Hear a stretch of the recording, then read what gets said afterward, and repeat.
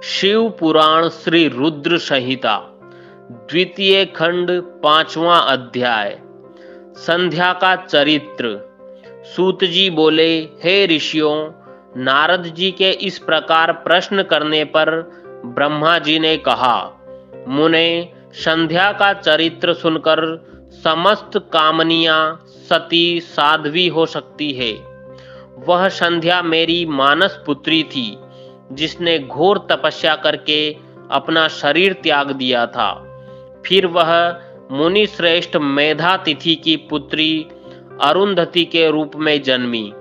संध्या ने तपस्या करते हुए अपना शरीर इसलिए त्याग दिया था क्योंकि वह स्वयं को पापिनी समझती थी। उसे देखकर स्वयं उसके पिता और भाइयों में काम की इच्छा जागृत हुई थी। तब उसने इसका प्रायश्चित करने के बारे में सोचा तथा निश्चय किया कि वह अपना शरीर वैदिक अग्नि में जला देगी, जिससे मर्यादा स्थापित हो। भूतल पर जन्म लेने वाला कोई भी जीव तरुणावस्था से पहले काम के प्रभाव में नहीं आ पाएगा। यह मर्यादा स्थापित कर मैं अपने जीवन का त्याग कर दूंगी। मन में ऐसा विचार करके संध्या चंद्रभाग नामक पर्वत पर चली गई। यहीं से चंद्रभागा नदी का आरंभ हुआ। इस बात का ज्ञान होने पर मैंने वेद शास्त्रों के पारंगत विद्वान, सर्वज्ञ और ज्ञान योगी पुत्र वशिष्ठ को वहां जाने की आज्ञा दी। मैंने वशिष्ठ जी को संध्या को विधि पूर्वक दीक्षा देने के लिए वहां भेजा था। नारद, चंद्रभाग पर्वत पर एक देव सरोवर है जो जलाशयोचित गुणों से पूर्ण है। उस सरोवर के तट पर बैठी संध्या इस प्रकार सुशोभित हो रही थी जैसे प्रदोष काल में उदित चंद्रमा और नक्षत्रों से युक्त आकाश शोभा पाता है। तभी उन्होंने चंद्रभागा नदी का भी दर्शन किया।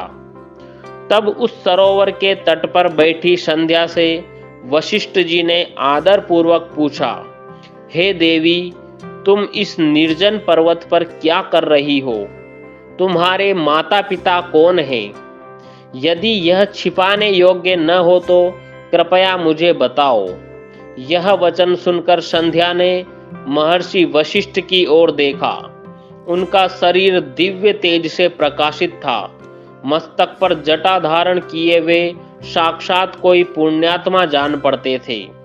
संध्या ने आदर पूर्वक प्रणाम करते हुए वशिष्ठ जी को अपना परिचय देते हुए कहा, ब्राह्मण, मैं ब्रह्मा जी की पुत्री संध्या हूँ। मैं इस निर्जन पर्वत पर तपस्या करने आई हूँ। यदि आप उचित समझें तो मुझे तपस्या की विधि बताइए। मैं तपस्या के नियमों को नहीं जानती हूँ, अतः मुझ पर कृपा करके आप मेरा उचित मार्गदर्शन करें। संध्या की बात सुनकर वशिष्ठ जी ने जान लिया कि देवी संध्या मन में तपस्या का दृढ़ संकल्प कर चुकी है। इसलिए वशिष्ठ जी ने भक्त वत्सल भगवान शिव का स्मरण करते हुए कहा, हे देवी, जो सबसे महान और उत्कृष्ट है, सभी के परम आराध्य है, जिन्हें परमात्मा कहा जाता है, तुम उन महादेव शिव को अपने हृदय में धारण करो। भगवान शिव ही धर्म, अर्थ, काम और मोक्ष के स्रोत है। तुम उन्हीं का भजन करो। ओम नमः शिवाय मंत्र का जाप करते हुए मौन तपस्या करो। उसके अनुसार मौन रहकर ही स्नान तथा शिव पूजन करो। प्रथम 2 बार छठे समय में जल को आहार के रूप में लो। तीसरी बार छठा समय आने पर उपवास करो। देवी, इस प्रकार की गई तपस्या ब्रह्मचर्य का फल देने वाली तथा अभीष्ट मनोरथों को पूरा करने वाली होती है। अपने मन में शुभ उद्देश्य लेकर शिव जी का मनन व चिंतन करो। वे प्रसन्न होकर तुम्हारी मनोकामना अवश्य पूरी करेंगे। इस प्रकार संध्या को तपस्या की विधि बताकर और उपदेश देकर मुनि वशिष्ठ वहां से अंतर्धान हो गए। यह अध्याय यहीं समाप्त होता है। अगला अध्याय देखने के लिए चैनल पर बने रहें।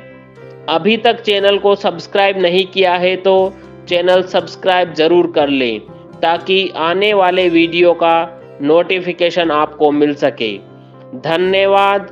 ओम नमः शिवाय।